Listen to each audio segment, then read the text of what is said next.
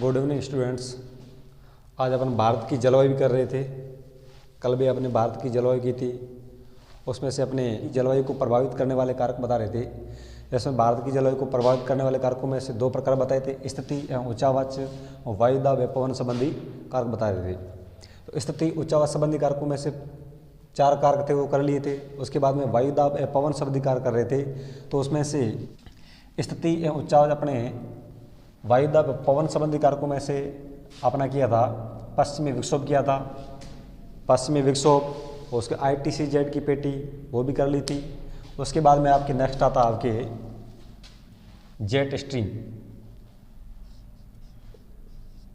Jet stream, ठीक है। भारत की जलवायु को प्रभावित करने कारकों में से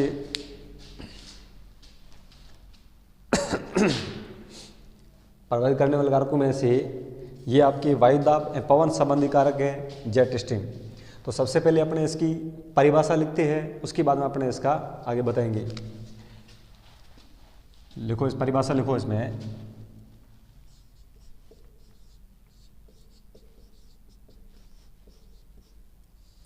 जेट स्ट्रीम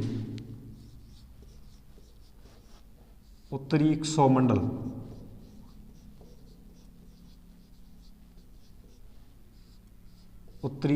में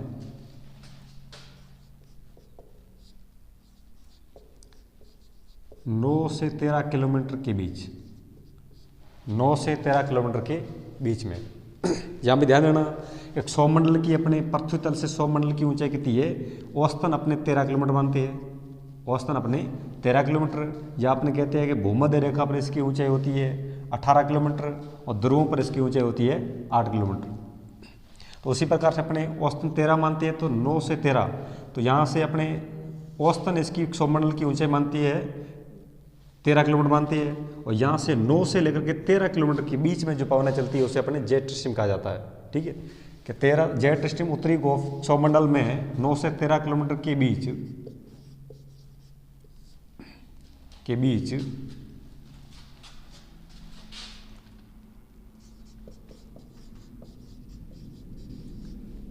पश्चिम से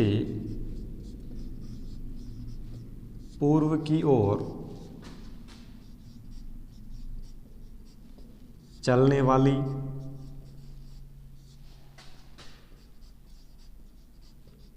पवनें हैं। जेट स्ट्रीम उत्तरी सौमंडल में, ठीक है, उत्तरी सौमंडल में।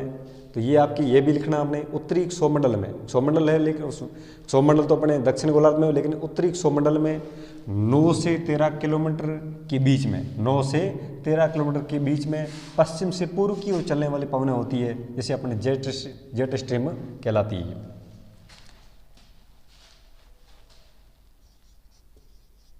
यह पवनें 27 डिग्री से 30 डिग्री उत्तरी अक्षांशों के मध्य चलती है।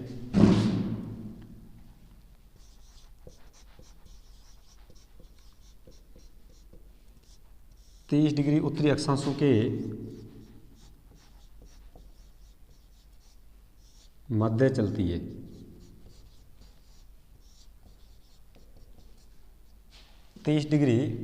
27 से 30 डिग्री उत्तरी अक्षांशों के मध्य चलती है। जेट स्ट्रीम उत्तरी सौमंडल में 9 से 13 किलोमीटर के बीच में चलती है। ध्यान रखना, 9 से 13 किलोमीटर सौमंडल, और यहाँ पे 27 से 30 डिग्री उत्तरी अक्षांश, दक्षिणी नहीं उत्तरी अक्षांशों के मध्य चलती है।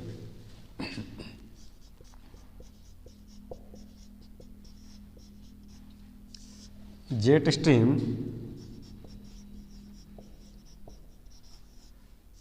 पश्चिमी विक्षोभों को, जेट स्ट्रीम पश्चिमी विक्षोभों को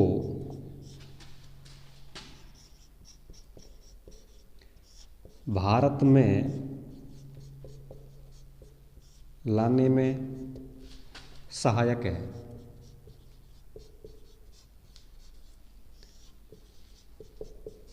भारत में लाने में सहायक है। जेट स्ट्रीम पश्चिमी विक्षोभ, कल अपने पश्चिमी विक्षोभ कर रहे थे, तो पश्चिमी विक्षोभों को भारत में लाने में सहायक है।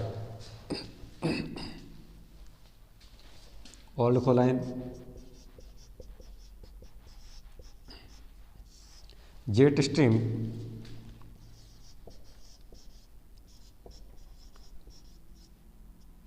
शीत ऋतु में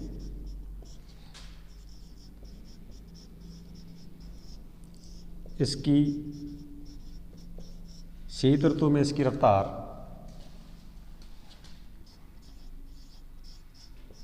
184 किलोमीटर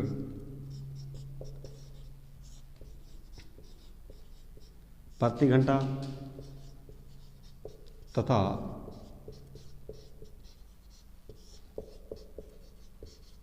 ग्रीष्म ऋतु में 110 किलोमीटर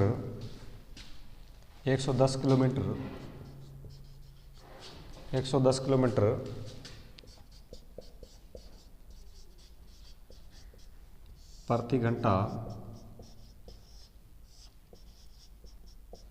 होती है। 110 किलोमीटर प्रति घंटा होती है। 110 किलोमीटर प्रति घंटा होती है। और लाइन लिखना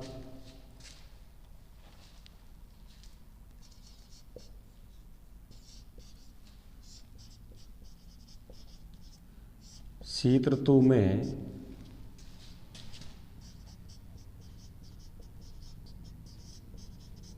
जेट स्ट्रीम की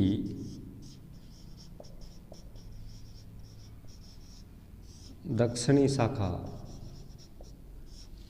शाखा भारत के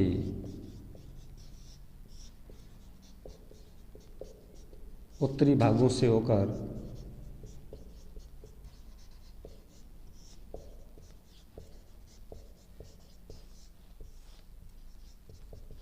गुजरती है तथा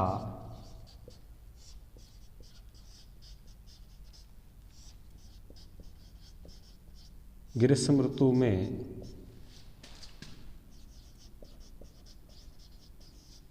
इसकी दक्षिणी शाखा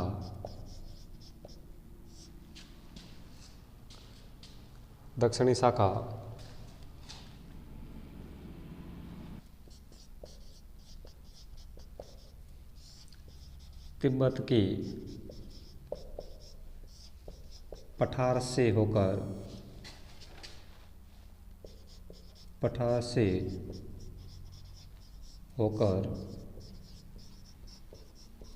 गुजरती है। पठार से होकर गुजरती है। तो ये हो गया आपकी जेट स्ट्रीम। जेट स्ट्रीम क्या होती है वापस देखना। जेट स्ट्रीम उत्तरी क्षोभमंडल में 9 से 13 किलोमीटर के बीच में 9 से 13 किलोमीटर के बीच में। वैसे क्षोभमंडल की लंबाई कितनी होती है औसतन अपने 13 किलोमीटर मानी जाती है, लेकिन क्षोभमंडल में 9 से 13 किलोमीटर के बीच में पश्चिम से पूर्व की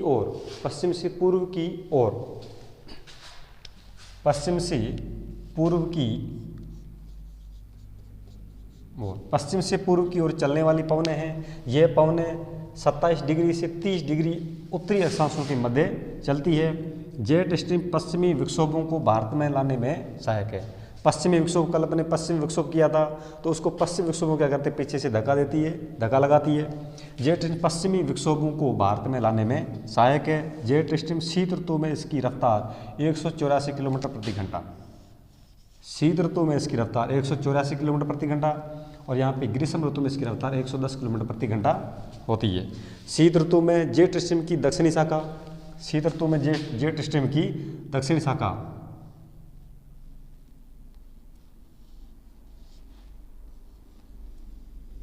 ठीक है। शीत ऋतु में जेट स्ट्रीम की दक्षिणी शाखा यहाँ से गुजरती है, इसके उत्तरी भारत से गुजरती है। ठीक है, उत्तरी भारत से गुजरती है। और जब ग्रीष्म ऋतु आती है तो इसकी दक्षिणी शाखा सीधे तिब्बत के पठार से होकर गुजरती है। भारत से ऊपर जाती तिब्बत के पठार से होकर गुजरती है, ध्यान रखना। तो शीत ऋतु में जेट स्ट्रीम की दक्षिणी शाखा भारत के उत्तरी भागों से होकर गुजरती है तथा ग्रीष्म ऋतु में इसकी शाखा दक्षिणी शाखा तिब्बत के पठार से होकर गुजरती है। तो ये हो गई आपकी जेट स्ट्रीम।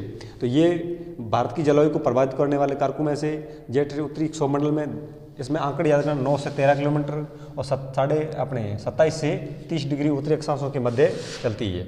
ठीक है, तो ये आपके हो गया